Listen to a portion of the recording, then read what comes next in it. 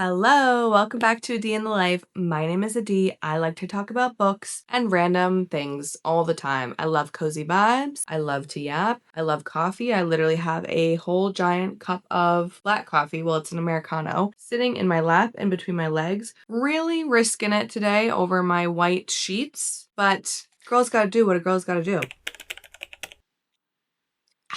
Anyways, we have a very fun video today. New to YouTube, although I do post something like this on TikTok and Instagram every month. We're going to talk about every new release coming out in May that I am excited for, that I think you might want to add to your list, that I want to add to my list. Some books that I've already read. Now the short form versions only have 13 books in them because as somebody that likes to really talk about each book, I can't fit more into that 3-minute window. So I figured we'd do a long form video. I think there are over 30 books in this list. May is looking like an incredible month of book releases. I'm so excited. First, we're going to talk about the top 5 that I'm most excited for or that I most think you should read, and then we're going to go through the rest of the books by their release date. All right, enough of an intro. I think we should just get started. So the top 5 books that I'm most excited about, 2 of them I've already read, so we'll talk about those first. The Burning Side by Sarah Damoff. So this is the same author of The Bright Years, which was my #1 read from 2025. It was a short lit fic, made me cry. Honestly, such a good read. If you haven't read that book yet, read that one first. I did like that one a little bit better than this. I gave that one 5 stars. This was a 4.5-star read though. I still absolutely loved it. It has a 4.66 on Goodreads, which is honestly kind of insane. It's about a family, mom and dad, 2 kids, their house burns down. They move into the wife's parents' house. I do really think you should go into Sarah's books blind, so I'm not going to tell you anything else. I will say there is a very heavy trigger warning around Alzheimer's. Like that is a big part of this book. Bright Years to me felt like a book I couldn't put down. This one felt more like a book I wanted to savor because I feel like there was so much going on. There are many different POVs. It's written in such a unique way. I did really, really love it. And I'm excited for everyone to read it. I don't think I said it in the beginning, but this one comes out on May 19th. The other book I read is Dolly All the Time. This comes out on May 26th. This is Annabelle Monaghan's newest release. It's a fake dating romance. There's a little bit of a billionaire element to it. It's about a single mom in her late 30s. She moves back to her hometown for the summer, which just happens to be in this like really cute Rhode Island beachy town. She runs into this man that needs help to like put on this whole facade. So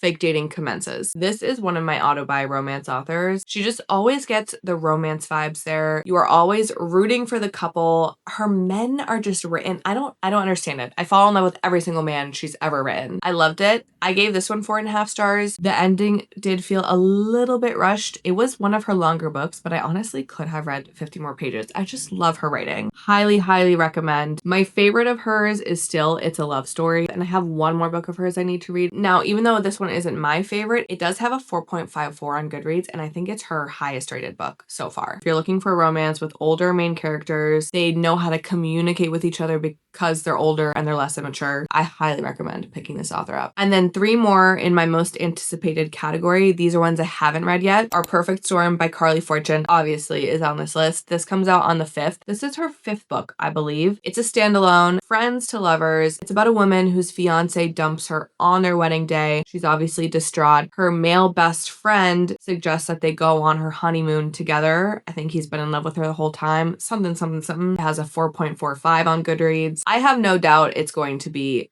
the best vibes wise. Friends to Lovers isn't always my favorite, but Carly Fortune has now become an auto buy author for me, so I will be reading this and we'll see how I like it. Also coming out on the 5th is Caller Unknown by Gillian McAllister, who is an auto buy thriller author of mine. I do actually have an ebook advanced copy of this book. I just haven't gotten to it yet. I'm hoping to read it soon. My favorite thing about her thrillers is that there's always additional like emotional depth. She picks apart interpersonal relationships a lot more than thrillers usually do. And so I always end up loving her books. Her last book that she came out with, Famous Last Words, obsessed. Wrong Place, Wrong Time, also obsessed. This one is about a woman whose daughter gets kidnapped. I think somebody is going to call her and tell her daughter is kidnapped. I'm very much a believer in going to thrillers as blind as possible, so I haven't looked up anything else. It does have a 3.55 on Goodreads, which is pretty low, but her thrillers do get lower ratings because I think people go into them assuming assuming they're going to be like creepy psychological thriller and less emotional, and that's just not the case with her writing. And then the last one that I am most excited for is The Midnight Train. I honestly can't believe I have an advanced copy of this. It's by Matt Haig. It comes out on the 26th. It is set in the same world as The Midnight Library. Now, The Midnight Library is about a woman who basically contemplates life. This isn't a sequel. I don't know exactly how it's connected. I don't want to know.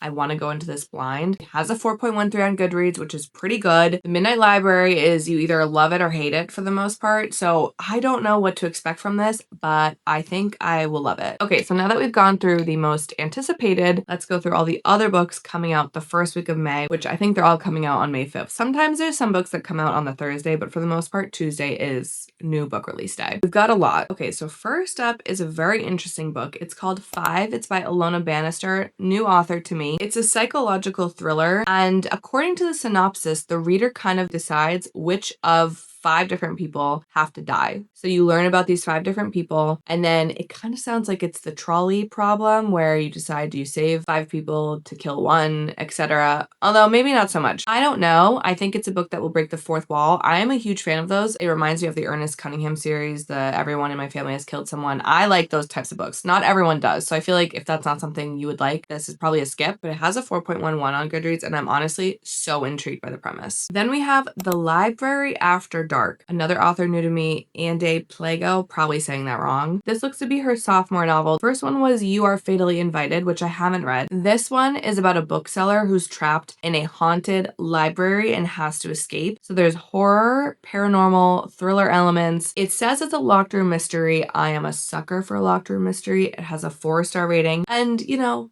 book lovers love books about books, so I am super intrigued by this one. Another thriller, Dissection of a Murder. Now, I can't tell if this is a debut or not. It's by Jo Murray. Again, another new to me author. This is a legal thriller. It's about a young lawyer who gets put on her first murder case. Supposedly, she was specifically asked for the case, and then she finds out that the leader of the prosecution is her husband. And I think the judge is like a hard-ass judge, so it's a very difficult case for her. This one has a 4.36 on Goodreads, which to me is very high for a thriller by an author I've literally never heard about. So I feel like I need to read this one. Okay, now a bit of a different vibe here. Things We Never Say by Elizabeth Strout. I haven't read anything by her. She has one other book I've seen a lot, I know people love. This one, again, incredible Goodreads rating. It's sitting at a 4.45 right now. It's about a teacher who I think is very well loved, and he is essentially leading a double life because internally he is dealing with a lot of like imposter syndrome, feeling lonely even though he's married. So this feels like a very introspective novel. I've heard good things. It's also around 225 pages, which if you don't know this about me, I love a short book, especially when it's like a litfic short book. So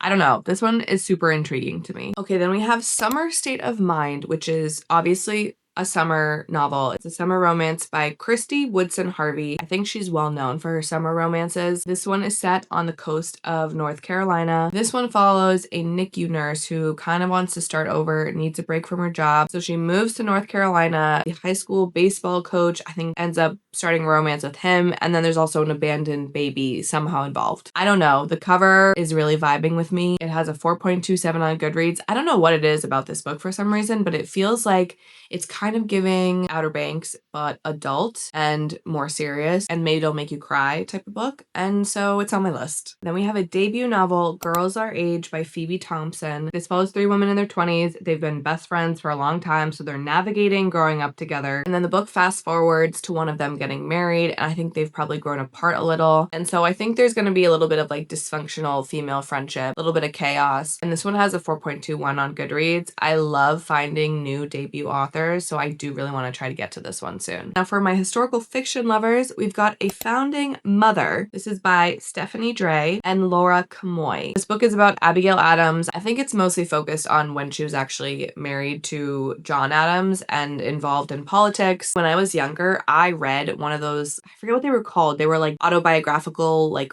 young adult novels written in diary format. And I'm pretty sure Abigail Adams had one and I loved it. So I feel like this will give me the nostalgia vibe in a more accurate historical way. So I do really want to read this book. And this one has a 4.52 Goodreads rating, which is very high for a historical fiction. Then we've got How the Story Goes by Andrew Forrester. This book is giving me kind of like Book of Lost Hours plus This book made me think of you. So it's about a young widower of a famous children's fantasy author, and he teams up with like another author to write his late wife's last novel. I'm assuming then they fall in love. It does have a 4.06 rating. I also am obsessed with the cover of this, and it's a book about books. I'm really interested to see how this one tackles grief compared to the book I just read, which was This Book Made Me Think of You. Then we have Homebound by Portia Elon. I think that's how you pronounce it. This one is very interesting. I have been seeing it everywhere. Fantastic cover. It has a 3.92 on Goodreads. The premise, honestly, is very vague. I know that it's sci-fi, a little bit historical fiction. It's about a girl in the 80s trying to escape her home life in Cincinnati. And then I think there might be either some space travel or time travel. Honestly, I don't know, but I'm seeing so much about it that I have FOMO and feel like I need to read it. Okay, and then we have The Calamity Club. This is by the same author of The Help, which I embarrassingly have not read or watched, but I'm hearing fantastic things about this book. Another incredible cover. 4.4 on Goodreads. This is a historical fiction set in the 30s, which I think is around the Great Depression, so in between World War I and World War II. I think it follows the lives of 3 different women that somehow intersect. One is an orphan, another is a maid, and then there's a third one that kind of connects the two of them. I don't know, but I'm hearing that this book is incredible, and so it's on the list. Okay, last one for the 5th is Verity Guild. This is by the same author of Five Broken Blades, which I think is a well-loved fantasy series. I'm not sure if this is a new series or just a standalone, but it's a sci-fi romantasy. I think there's some mystery involved, like a murder mystery. It's basically like one woman against everyone, but then she has to team up with this guy to solve the murder. It's giving Crescent City a little bit. 4.41 on Goodreads. I'm definitely not going to read this immediately. I'm going to sit back and wait to see if people love it, but I feel like this one could end up being a popular read. Okay, moving on to the second week of May. All of these books are coming out on the 12th. First up is June Baby by Shannon Garvey. This is another debut novel. The cover and the synopsis is giving emotional summer romance. It's about Ruth, who loses her mother at 17 and her father ships her off to Block Island for the summer. And then it fast forwards 10 years later where another tragedy occurs and she ends up running into this guy that she's been pining after for years. I don't know whether or not it works out with him. It's labeled as a coming of age story, so I'm not sure, but it has a 3.85 on Goodreads. I think this has a potential to do some emotional damage, so I am very intrigued by this one. And then similar but not similar is Burnout Summer by Jenna Ramirez. Also a debut romance, also set in Rhode Island, although this one is giving a little bit more rom-com vibes, maybe a little bit lighter. It's friends to lovers, maybe like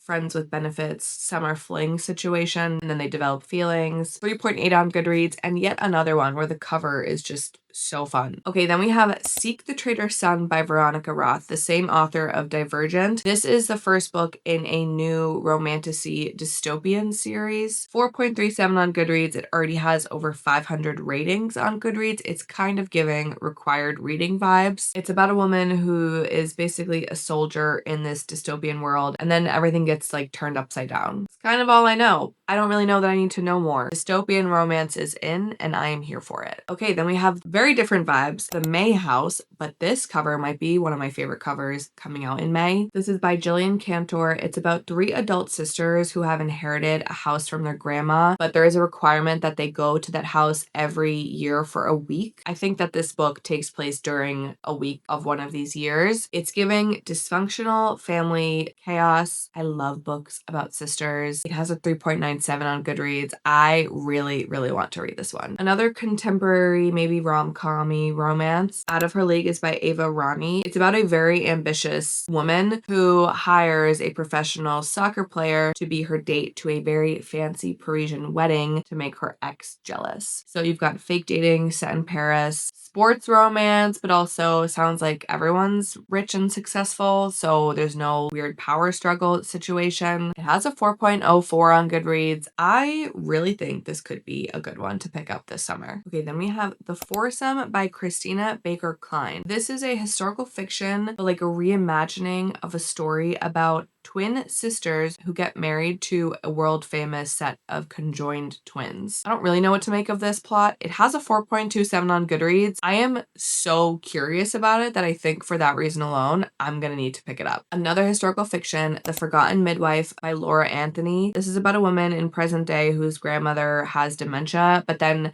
I think she starts telling her stories about her life in Ireland. So then Riley wants to do some like self-discovery in Ireland. And then I think we go back in time to a different timeline back where her grandmother existed in Ireland. 4.46 on Goodreads. This one I think is going to be a good one. Last one for the 12th, The Revenge Party. This is by Emily Lynn Paulson. It's kind of giving housemaid vibes. It's about a woman who's married to a man who she thought was like a good guy. Turns out he is terrible. So she puts together a plan to like expose him in order to get divorced from him. I love a woman exacting revenge. This is also under 300 pages, so it had to go on the list. Okay, third week of May, May 19th, some good ones coming out on this day. The Shippers by Catherine Center. Catherine Center is another one of my auto-buy romance authors. This has a 4.12 on Goodreads, which I think is one of her higher rated ones. This one is a friends to lovers romance. They're at a wedding on a cruise ship. So forced proximity, naturally. This has the potential to be a little bit cheesy. I'm, again, not always sold on friends to lovers, but Catherine Center knows how to write banter, so I am expecting that I will love this. Then we have The Hope Keeper, which is a historical fiction by one of the authors of Last Christmas in Paris, which is one of my favorite historical fiction / romances I've probably ever read. So it's by Heather Webb. This is set in the 20s in DC. It follows a woman who has to take over her family business as jewelers, and it's around the time where the Hope Diamond was being talked about as potentially having a curse. So obviously she's going to get mixed in with that world. This has a 4.07 Goodreads. I am very intrigued by this one. Soon to Be You is a romance. I think it's strangers to lovers, maybe like meet cute romance between a woman who has been a bridesmaid in like all of her friends' weddings. Very relatable. And one of New York's like most eligible bachelors, also a wedding singer. So I think they have like a meet cute at a wedding, except I think maybe they don't get along right away. I'm not really sure. This is by Dahlia Adler. It has a 4.19 on Goodreads. Cover is adorable. I'm excited about this one. Then we have Murder at the Hotel Orient. This is a debut novel by Alessandra Ranelli. I feel like I said that correctly. It's labeled as a spicy whodunit thriller. It's set at a hotel that lures people in, I think kind of like Locked Room-esque, maybe enemies to lovers. I don't know. I feel like this is going to be such a fun read, and it has a 4.12 on Goodreads, so I have very high hopes for this. Now, Pot Shot by Laura Piper Lee is also a romance. This synopsis is kind of crazy. It's about a woman who's trying to open her own cannabis dispensary, and then somehow she runs into this doctor who she actually went to school with and stole valedictorian from. So there's a little bit of like a second chance rivals to lovers situation happening. 4.49 on Goodreads. I've heard it's hilarious. I really want to read this one. And then we do have an A31 Stories novella coming out in May. This is Major Gift by Tiffany Azuma. It is a billionaire romance, but the woman is a billionaire. So the woman is a widower. She inherited all of her money from her husband who had passed away, and now a journalist is doing a piece on her. And so I think she falls in love with said journalist. It has a 3.7 on Goodreads. I feel like rating novellas is kind of hard. I do think A31 Stories does a really good job of balancing spice and plot in their novellas, so I am excited to read this one. Last one on the 19th is The One Day You Were My Husband. This is by Rosie Walsh. I think it's romantic suspense, maybe a little bit thriller. It's kind of reminding me of Laura Dave's books, The Last Thing He Told Me and The First Time I Saw Him. I might have gotten those titles wrong. It's about a woman who gets married, and then the next day her husband disappears, and then fast forward 10 years later, she's married to someone new, and I'm assuming that the first husband kind of reappears out of nowhere. I'm not sure. Again, I do always love going into thrillers blind. This one has a 4.16 on Goodreads, over 500 reviews, which is very good for a thriller. Okay, closing out the month last week, 4 books coming out on the last Tuesday, the 26th. We have The Final Target by Nora Roberts. I've never read anything by Nora Roberts, but this one is calling me, partially because of the cover, partially because it's a book about books again. So it's about a debut author who ends up having a fan really kind of obsessed with her. So it's romantic suspense. I don't think he's obsessed with her in like a fun way. I think it's like a scary way. 4.21 on Goodreads. Goodreads. I feel like this should be my first Nora Roberts read. Another book about books, but a thriller. The Last Book Club is about a book club's murder mystery game gone wrong. So it's giving locked room whodunit thriller. I don't know why I always am a sucker for a murder mystery game gone wrong. 3.9 on Goodreads. I haven't really seen anyone talk about it, but I'm very intrigued by it, and I do really like the cover too. We've also got Missed Connections by Amy K. Runyon. It's about a woman in her late 30s, still single, again, very relatable, and she somehow gets the opportunity to revisit every relationship she's had. I think she's kind of second guessing whether she made the right choices with them. It's giving Midnight Library, but more of a focus on love, which is really fun. It has a 4.28 on Goodreads. Another book that nobody's talking about, but again, it has a fantastic cover. Last one on the list, Phoebe Berman's Gonna Lose It. This is by Brooke Averick, who I think is a pretty well-known podcaster. I'm gonna be honest, I have not listened to her podcast, but I'm hearing fantastic things about this book. 4.76 on Goodreads, another fantastic cover. Another woman in her 30s, hopeless romantic, although this one is a virgin still. I think she finally becomes committed to taking dating seriously. I feel like it's going to be funny, relatable, coming of age. Very excited about this one too. Okay, that was exhausting. Let me know if any of these are on your list too, if I missed any that you're really excited for. If you liked this format of a video, I'm happy to do this monthly. And yeah, that's all. Thanks for hanging, and I hope to see you next time.